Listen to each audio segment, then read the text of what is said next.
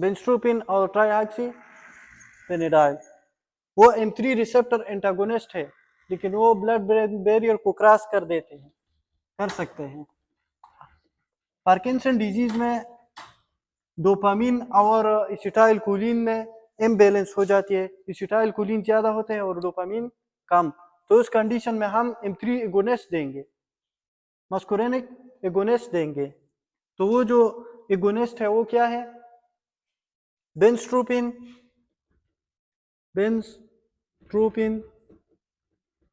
और ट्राईहेक्सीपेनिडाइल।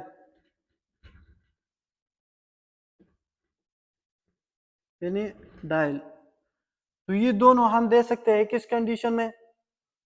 Acetylcholine, dopamine में या तो हम पार्किंसन डिजीज में या तो हम डोपामिन ज्यादा करेंगे या एसिटाइलकोलिन को कम करेंगे, तो फिर इस कंडीशन में हम बेंस्ट्रोपिन देंगे या ट्राईहेक्सीपेनिडाइन। M3 मस्कुरेनिक एंटागोनिस्ट है ये सारे के सारे, बस उसको पहले हमने लिखा था। यूज इन पार्किंसन डिजीज,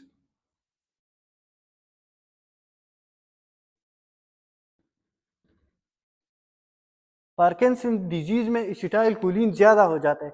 जब एसिटाइलकोलिन ज्यादा हो तो ट्रेमर होगी, रिजिडिटी होगी, तो ट्रेमर और रिजिडिटी को कम करने के लिए हम बेंस्ट्रोपिन या ट्राईहेक्सीपेनिडाइल देंगे